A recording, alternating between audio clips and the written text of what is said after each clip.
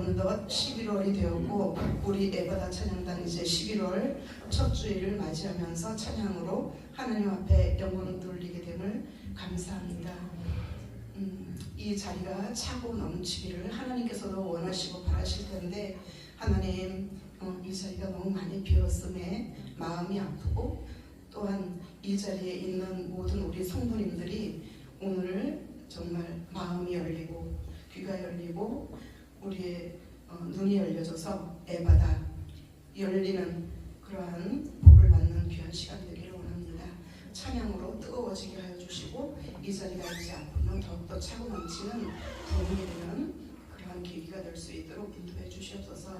우리 찬양단들을 하나님께서 지켜주시고 뜨겁게 찬양할 수 있게 해주시고 우리 같이 찬양하는 우리 모든 성도님들 뜨겁게 찬양함으로 집에 돌아갈 때에는 맡겼던 문제가 다 풀리고 해결되는 그런 귀한 힘든 시간 되게 해주시옵소서. 하나님 지켜주시고 하나님 영광 받아주시옵소서.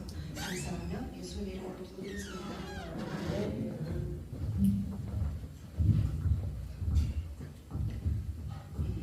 아까 못 들으신 분을 위해서 한 번만 설명을 하고 들어가겠습니다. 제가 하나 둘 셋 넷 할 때가 있어요. 세 번째에서 아마 그렇게 할 건데 오른손 오른발 들고 있다가 빵 하고 치고 보라내 가서 이런 들어가는 거라고 했습니다. 자 이제 내 안에 사는 들어가겠습니다.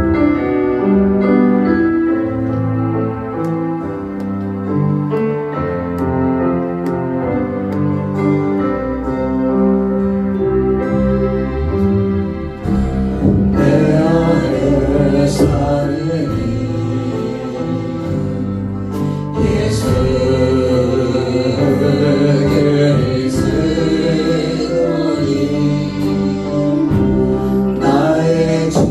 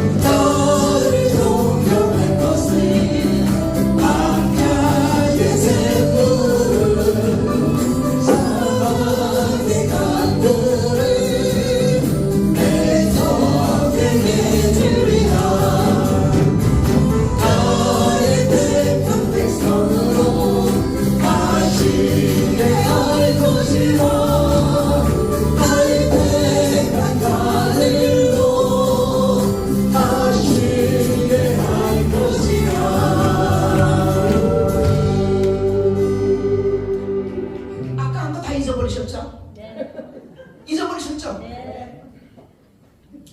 이해를 해드리겠습니다. 자, 하나 둘 셋 하면 보라는 내가 세일을 처음부터 들어갈 거예요. 안 되면 될 때까지 할 겁니다. 목사님 오늘 2시가 넘을 수도 있습니다. 자, 이게 안 되면 계속 할 거예요. 자, 하나 둘 셋 하면 보라 꽉 하고 들어가요. 손 준비되셨죠? 자, 하나 둘 셋 넷. 보라 내가 세일을 다 이루어놓았다. 이제 나타나시니 어디가 보리나. 정령이 내가 사랑해 샘물을 내리니 짝져진 짐승들과 신랑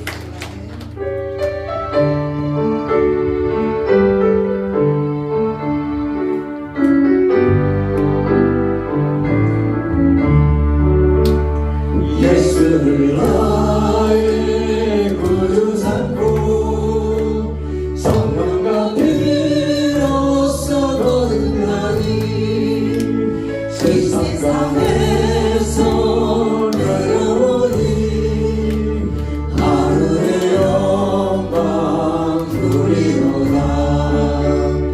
이것이 나의 안식이요 이것이 나의 찬송일세.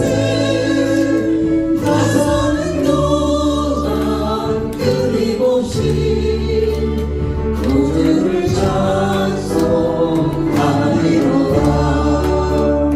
온전히 주께 맡긴대요.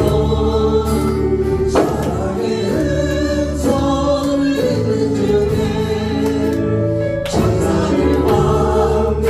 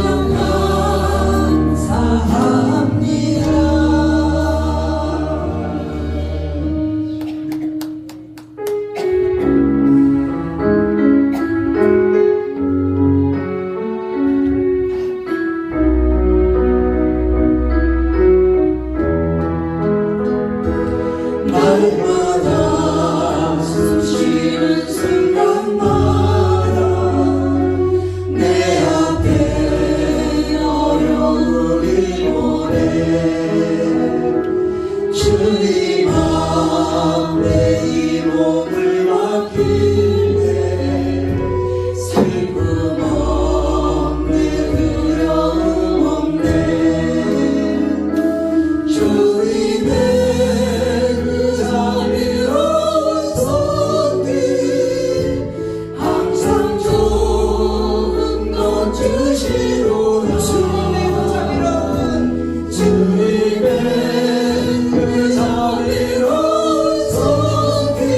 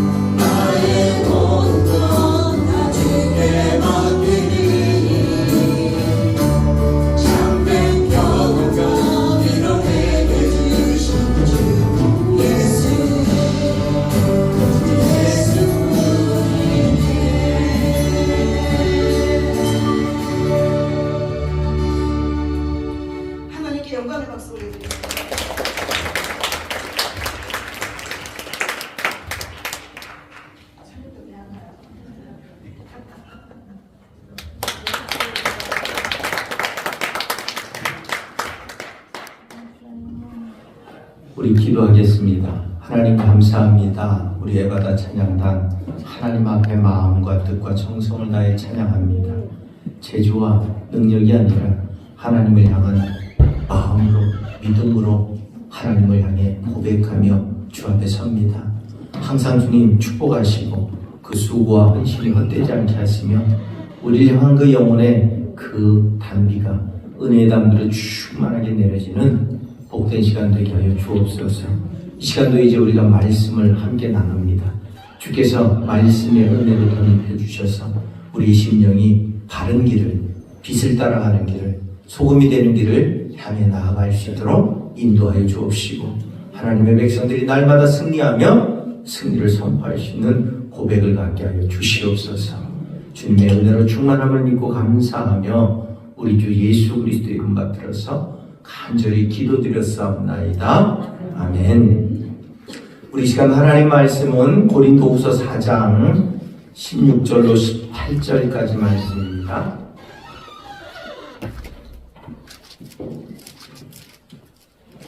고린도후서 4장 16절로 18절까지 말씀,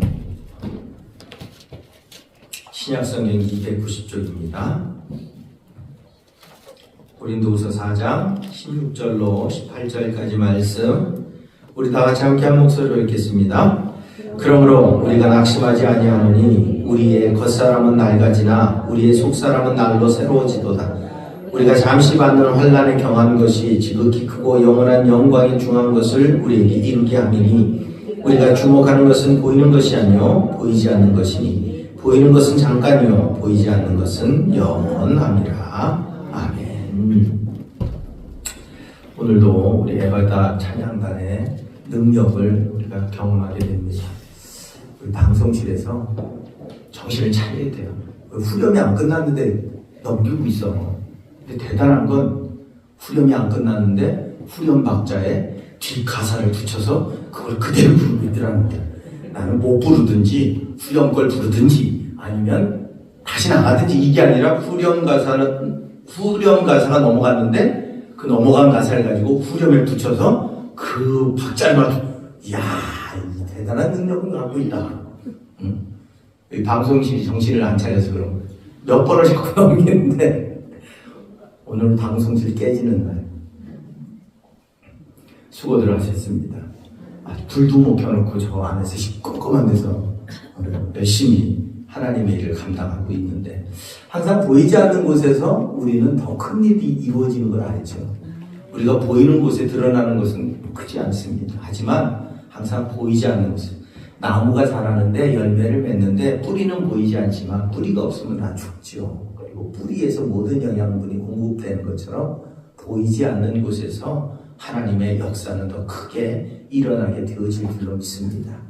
분명한 것은 우리의 힘, 우리의 능력, 우리 삶의 원동력은 하나님의 은혜인 줄로 믿습니다. 보이지 않지만 분명히 우리를 주장하시고 이끌어 가시는 그러한 역사가 있는 줄로 믿습니다. 그리고 오늘 오전에 제가 설교를 하면서 얘기를 했더니 오해를 하시는 어느 분은 이제 혈액형 갖고도 혈액형을 의심하는 분도 계시더라고요. O형은 그렇게 잘 삐지지 않는다고. O형 맞습니다. 그리고 삐진 게 아니라니까요. 화를 내고 있었다니까요. 아니 화를 내서 어제 보는 앞에서 밥상을 차려준다는데 그걸 거부하고 컵라면을 제가 당당하게 먹을 수 있었다는 거 아니에요. 화를 내고 있었던 거지 삐진 게 아니에요.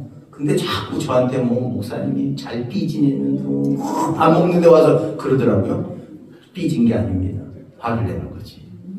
오늘 우리가 화는 잠재워야 되고 평화를 누려야 되겠지만 때로는 여러분 우리가 그리스도 안에서 화를 내야 될 때가 있어요.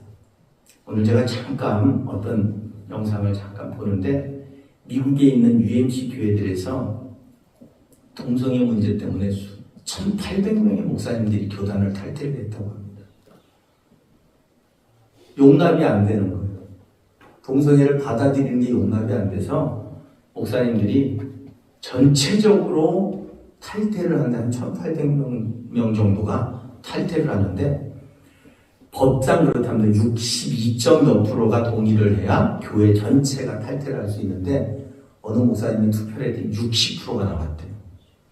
법적으로 안 되는 거예요. 그래서 어떻게 했느냐? 이 목사님이 교회를 개척을 해버렸어요. 그랬더니 한 300명의 교인이 함께 따라 나와서 그 개척교회를 하고 있답니다. 그래서 미국의 UMC라고 하는 동성애를 인정하는 교단에서는 많은 교회들이 탈퇴를 하고 있고, 오히려 새로운 교단, 동성애를 반대하는 감리교 교단이 생겨져서 그곳에서 함께 다시 연합체를 구성하고 활동을 시작을 했다고 해요. 여러분, 우리 그리스도인들이 착한 거 맞습니다. 선한 거 맞습니다. 그런데 화를 내야 될 때가 있어요. 불의 앞에서, 죄악 앞에서, 아무리 세상이 그것으로 인해서 내게 손해를 준다 할지라도 내가 화가, 하나님의 뜻 가운데 화를 내야 될 때 화를 내지 못하는 건 무능력한 겁니다. 오늘 세상은 그리스도인들이 착하기를 기대합니다. 맞습니다. 착해야죠. 선해야죠. 그런데 불의에도 동의하면 안 돼요. 불의에도 불 잘못됐는데도 착하니까 좋아, 선하니까 좋아가 아니에요. 죄악에는 반드시 우리는 당당한 우리의 목소리, 화를 낸다기보단 당당한 나의 목소리를 낼 수 있을 때, 그때 우리는 손해볼 수도 있습니다. 그 목사님들이 대부분 탈퇴를 못하면 어떻게 했냐면 개척을 했어요. 그러면 그거에 동의하는 교인들이 따라 나왔어요. 그 남은 건 뭘까요? 교회 건물, 땅, 재산 모든 게 남아있는 사람들의 소유입니다. 이분들은 그냥 맨 땅에 나와서 다시 시작을 해야 돼요. 그럼에도 불구하고 오늘 과감하게 나와서 자신들이 하나님의 진리 안에, 말씀 안에 살아가기를 결단할 때 놀라운 소식이 있습니다. 70%가 부흥을 했대요.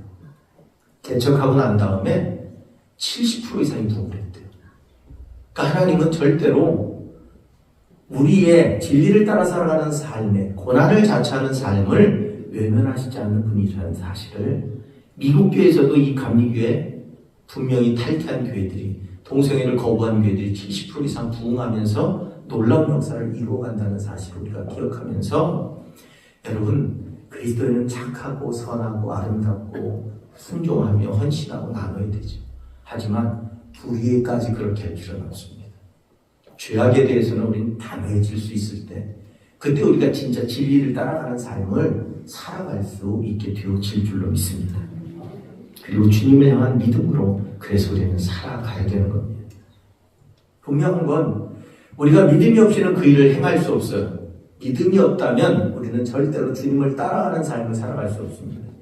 살아계시고 오늘도 역사하시고 말씀을 이루시고 오늘도 우리의 기도의 제목에 응답하시고 오늘도 하나님이 말씀하신 것이 이 땅 가운데 보이지 않는 손으로 능력을 더하심을 믿을 때 우리는 그 믿음 안에서 순종하고 헌신하며 나아갈 수 있는 것이지, 믿음이 없이는 아무것도 할 수 없습니다. 그래서 믿음 없이는 하나님을 기쁘시게 할 수 없대요. 왜? 믿음의 길을 걸어가려면 십자가를 지는 길이고 자기를 부인하는 길이 되어야 되기 때문에 그렇습니다. 오늘 우리의 삶에 진정한 믿음의 길이 보이는가? 우리 스스로 말씀을 위해 내가 지금 얼마나 힘들고 어려운가를 고민하며 살아갈 수 있을 때 우리는 날마다 믿음 안에 사는 길이 될 줄로 믿습니다. 작은 것 하나도 마찬가지예요. 내게 다가오는 작은 유익 때문에 거짓을 행하려고 할 때 우리는 치열하게 싸워야 돼요. 그게 무슨 나라를 바꾸는 일도 아니고 무슨 이 사회를 변화시키는 일도 아니에요. 그냥 내가 10,000원을 더 버느냐 10,000원을 덜 버느냐의 문제예요. 10,000원을 더 남길 수 있느냐 아니면 5,000원을 남길 수 있느냐의 문제예요. 근데 우리는 그거 갖고 치열하게 싸워야 돼요. 5,000원을 남기더라도 하나님의 말씀대로 살 것이냐, 하나님의 말씀을 잠깐 눈 감고 10,000원을 남기면 조금 더 많이 벌 것이냐, 아무것도 아닌 거예요. 5,000원 갖고. 근데 우리 실제 삶 속에서 5,000원 때문에 그렇게 치열하게 우리 영적인 싸움을 하고 있다는 거예요. 그러기 이기시기 바랍니다. 믿음으로 이기시기 바랍니다. 믿음의 승리를 가지시기 바랍니다. 우리는 믿음으로 그래서 살아야만 됩니다. 오직 우리는 믿음으로 말미암아 살리라 하고 말씀합니다. 우리가 기도하는 대로 안 될 때도 있죠. 바라는 대로 이루어지지 않을 때도 많습니다. 우리의 생각으로는 실패한 것 같아요. 이거 안 되는 건가 보다 라고 생각할 수 있을지 몰라요. 그런데 그 속에서 하나님은 일하시고 진리가 드러나게 만들어주시고 결국은 하나님의 영광이 나타나게 만듭니다. 믿음이란 현실을 보면서 바라보는 것이 아닙니다. 믿음은 끝을 바라보는 거예요. 우리 끝에 뭐가 있습니까? 심판이 있고 천국이 기다리고 있습니다. 우리는 그 끝을 바라보면서 오늘을 살아가는 사람들이에요. 지금만 바라본다면 여러분 배부른 거, 명예로운 거, 지위, 권세 그거 차지하는 게 맞죠. 그런데 내가 그거 차지하고 하나님 앞에 갔을 때 하나님이 날 모른다고 말씀하시면 이 땅의 짧은 기간 동안 내가 누렸던 그것들이 영원한 지옥으로 빠지는 길이 될 수밖에 없고 영원한 고통으로 갈 수밖에 없다. 오늘 우리는 믿음의 길을 선택해야 된다고 하는 사실입니다.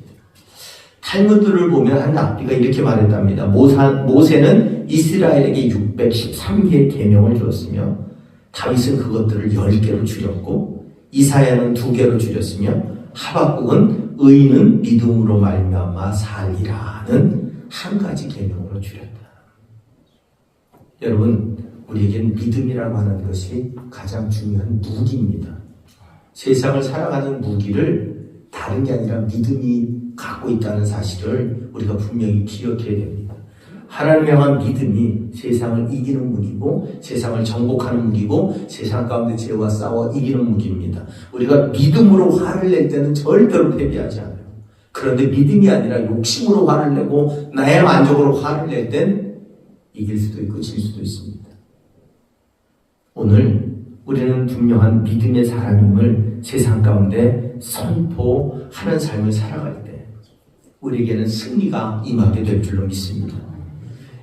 페카라고 하는 사람이 이런 말을 했습니다. 다른 어떤 것과도 비교할 수 없는 기쁨과 만족을 주는 인생 최고의 것은 역시 하나님을 아는 지식이다. 내가 하나님을 안다는 것, 그게 이 세상을 살아가는 가장 큰 기쁨이고 성공이고 만족이 될 수 있다라고 말했답니다. 하나님을 아는 것, 그건 구원의 길을 아는 것이고 능력을 깨닫는 것이고 이 땅을 창조하신 분과 동행하는 삶이고 그래서 우리의 미래까지 책임져 주실 그분이 내 삶의 주인 되심을 고백하는 길입니다. 그 길을 우리는 걸어갈 때 진정한 승리를 경험할 수 있다는 겁니다. 그러면서 우리가 주님을 향하고 주님을 바라보고 주님만 의지하며 믿음으로 살아가야 될 이유를 오늘 성경에서 몇 가지를 또 깨닫게 됩니다. 첫째로 내가 주님만 바라보고 살아가야 될 이유가 뭐냐? 날로 새로워질 수 있기 때문에 그렇습니다. 오늘 16절이 말합니다. 우리 16절 다 같이 함께 읽겠습니다. 시작. 그러므로 우리가 낙심하지 아니하노니 우리의 겉사람은 낡아지나 우리의 속사람은 날로 새로워지도다.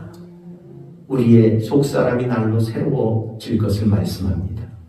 오늘 그러므로라는 표현을 통해서 바울이 낙심하지 않아야 될 이유를 앞에 우리가 읽지 않았지만 앞에 4장 1절부터 본문에서 3가지를 말씀합니다. 너희가 왜 낙심하지 말아야 되느냐? 첫째로는 하나님의 은혜로 말미암아 새 언약을 전하는 고귀한 직분을 받았기 때문에 낙심하지 말랍니다. 두 번째로는 죽음에서 부활하신 그리스도의 승리에 동참하리라는 소망 때문에 낙심할 이유가 없다는 겁니다. 세 번째로는 고린도 교회 성도들의 영혼을 윤택하게 하는 하나님께 영광을 돌려야 되기 때문에 낙심하죠. 우리의 영혼을 윤택하게 하시는 그 하나님, 그분 때문에 낙심할 이유가 없다는 거예요. 이 3가지 소망으로 낙심하지 않고 살아갈 수 있습니다.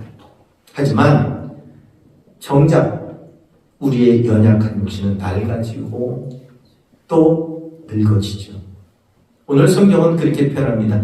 낡아진다라고 표현합니다. 이 말씀을 현대인의 성경은 쇠약해진다 이렇게 번역을 해놨어요. 여러분, 우리는 어쨌든 태어나면서부터 강해지기만 하는 게 아니죠.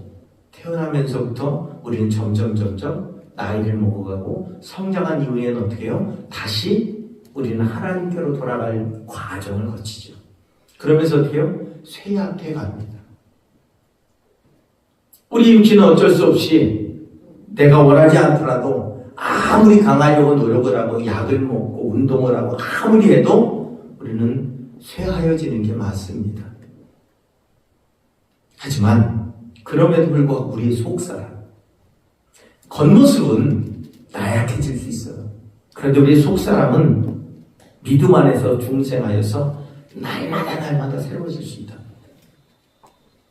오늘 내 육신은 늙어진다 할지라도 내 영혼이 소년 같으면, 내 영혼이 소녀 같으면 우리는 행복한 인생을 살아갈 수 있고 변화된 삶을 살아갈 수 있다고 하는 사실입니다. 난생 처음 백화점에 가신 시골 할아버지가 손주 손을 붙잡고 백화점을 갔대요. 백화점을 가서 막 복잡한데 화려하고 막 그런 조명을 보고 물건을 보고 그러다가 어느 엘리베이터 앞에 딱 섰는데 어떤 할머니가 엘리베이터 안으로 들어가시대요. 그러더니 조금 있으니까 문이 열리는데 젊은 아가씨가 막 나오더래요. 그러니까 이 할아버지가 손주 손을 붙잡고 뛰기 시작했어요.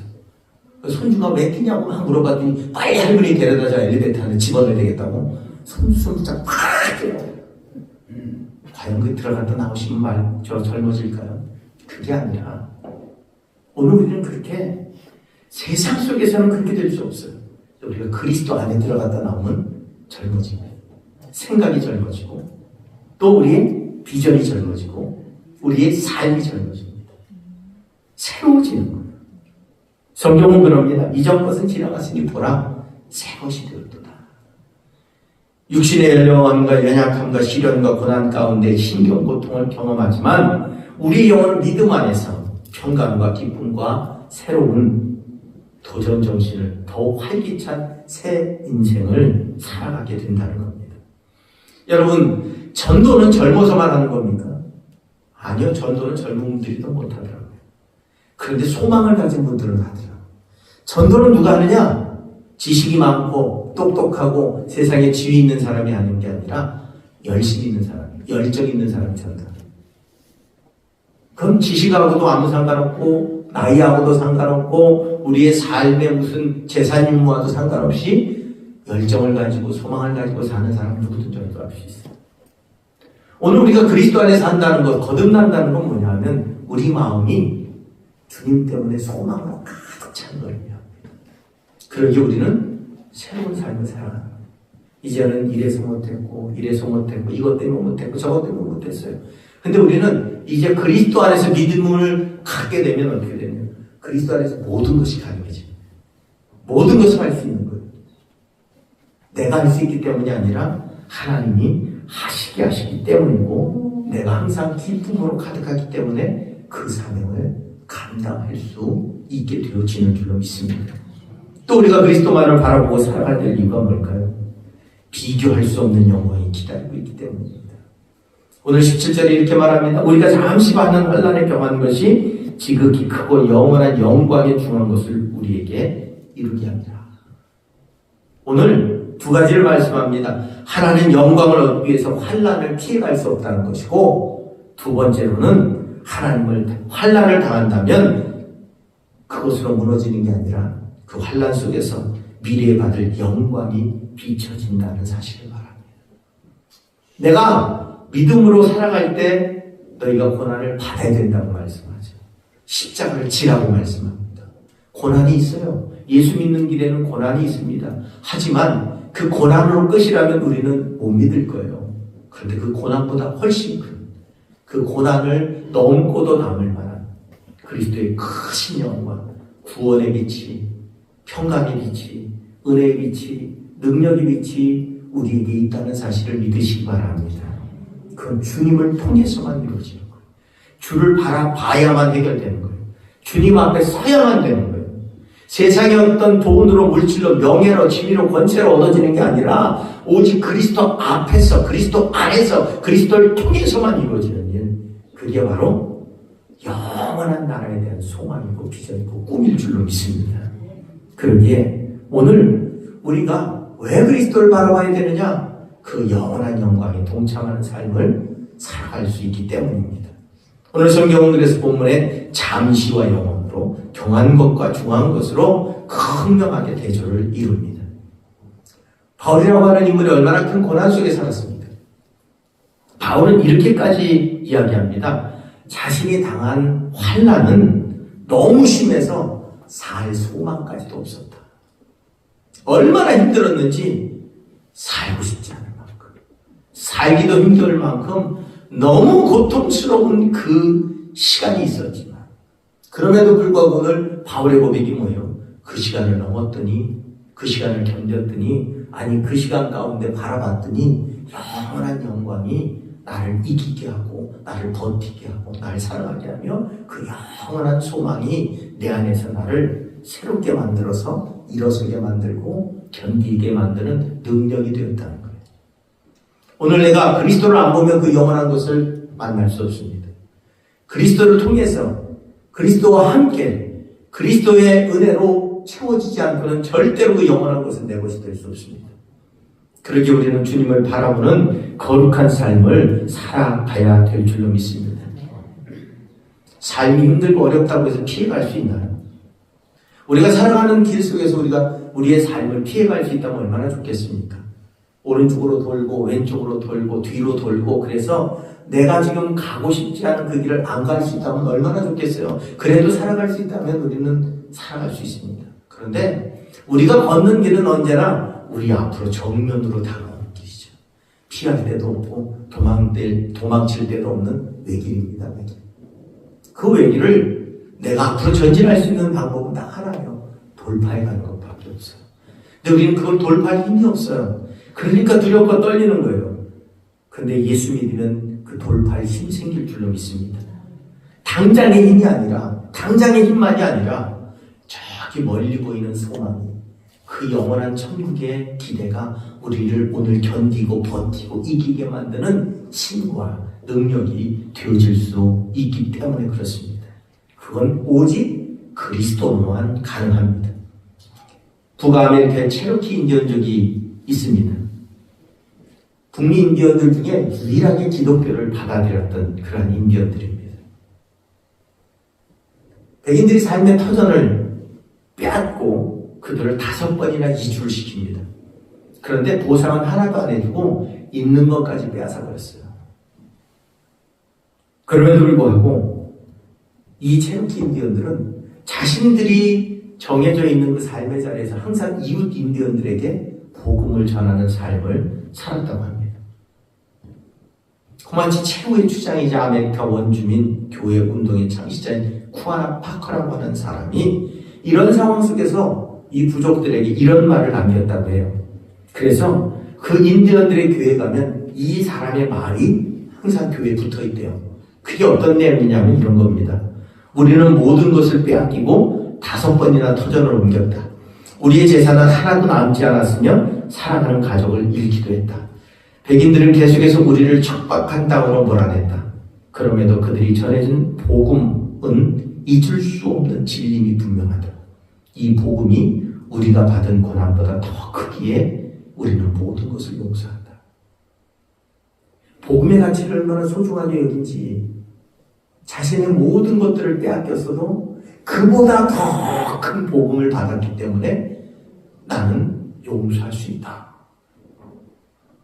오늘 여러분, 우리의 삶 속에 여러 가지 원치 않는 일들이 수없이 많이 일어나고 있고 괴롭고 고통스러운 일이 있다 할지라도 여러분에게 복음을 주신 그리스도는 나를 위해 죽어주시고 나의 죄를 씻어주시고 내게 영원한 천국을 허락해 주신 분이심을 기억하고, 세상의 그 어떤 것보다 가장 가치 있는 것을, 그 영원한 것을 주셨음을 믿고 여러분들이 그 영원한 소망 안에서 용서하며 이해하고 견디시기 바랍니다.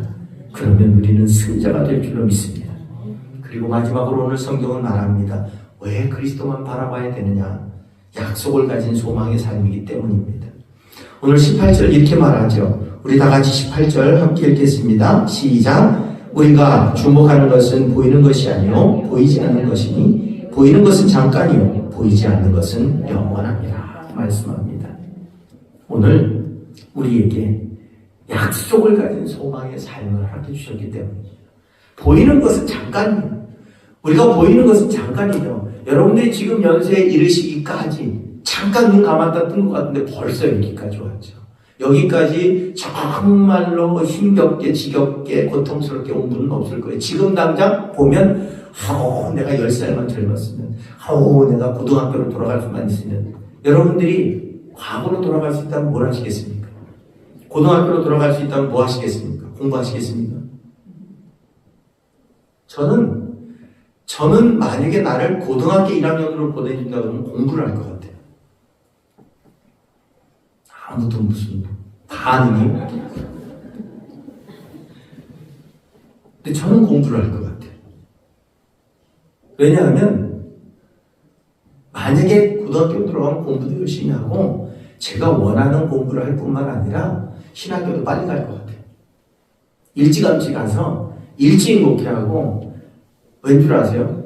여러분 제가 하루 학번이 정상적으로 하면 85년도에 대학교 1학년을 들어갔거든요. 그때만 해도 한국교회가 그래도 부흥할 때예요. 그냥 교회를 세우면 부흥한다고를 그 끄트머리쯤 돼요. 그래서 그때 빨리 개척을 해서 교회를 세우면 훨씬 큰 교회를 만들어서 좀 편하게 살 수 있었지 않았을까 하는 생각을 해요. 여러분들도 오늘 삶의 현장에서 내가 그때로 돌아간다면 그때 했던 결정과 다른 결정을 내리고 싶을 때가 많죠. 그만큼 우리의 시간은 순식간에 지나. 오늘도 여러분은 결정해야 돼요. 왜냐하면 여러분의 오늘의 결정이 순식간에 10년 후에 바라보면 내가 왜 그때 그렇게 했지?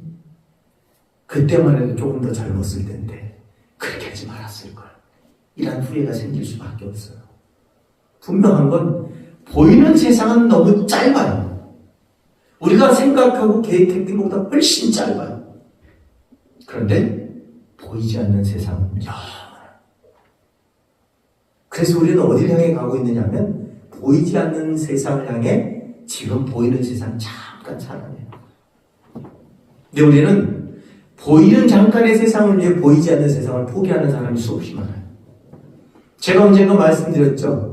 천국이 어디 있냐고. 천국 가려면 그럼 딱 한 가지 질문만 하면 돼요. 있으면 어떡하려고 있으면. 일어나지도 않은 일을 위해서 보험 들죠. 자동차 보험도 들고 건강보험도 들고 수없이 많은 보험을 우리는 들고 살아요. 그렇죠? 일어나지도 않아요. 저는 자동차 보험을 지금까지 들면서 자동차 보험의 혜택을 딱 한 번 본 사람이에요. 사고가 안 나니까. 운전을 내가 그렇게 잘해. 사고가 안 나니까 보험 혜택을 볼 일이 없어. 근데 그 보험료를 계속 내고 있는 거예요. 계속. 20년, 30년을 보험료를 내고 있는 거예요. 왜? 언제 일어날지 모르니까. 근데 여러분, 영원한 날은 우리에게 반드시 오죠. 안 온다는 사람은 없어요. 안 죽는다는 사람이 없기 때문에 우리에게 영원한 날이 온다는 건 누구나 믿어요. 근데 지금 당장이 급해요. 보이는 것에 매몰돼서 보이지 않는 영원한 더 큰 가치를 가진 걸 포기하며 살아가는 우리에게 하나님은 너희에게 죽음이 있고 심판이 있고 지옥과 천국이 있다고 분명하게 말씀해 주심을 통해서 그 천국으로 가는 그 영혼으로 가는 문이 예수 그리스도밖에 없다라고 우리에게 알려주심을 통해서 우리에게 영원한 문을 선택하도록 알려주셨기에 오늘 우리는 주님 앞에 서야만 그 영원한 나라에 들어갈 수 있다라고 하는 사실입니다. 그리고 분명하게 성경은 약속합니다. 그리스도로 말미암아 아버지께로 갈 길이 있다. 나 외에는 하나님이 다른 길을 주신 적이 없다. 오직 그리스도만이 영원으로 가는 길이기에 오늘 우리가 그리스도를 바라볼 때만 우리에게 주어진 현실의 삶도 온전하게 살아갈 뿐만 아니라 그리스도께서 영원한 삶만 기대하며 오늘의 삶을 엉망으로 살라고 말씀하시지 않았습니다. 우리가 주님을 만날 때 우리가 영원한 삶을 소망할 때 오늘 현재의 삶이 얼마나 가치 있는 삶인지를 깨닫게 되는 거예요. 오늘 내가 뿌려놓은 씨가 내가 영원한 나라에 가는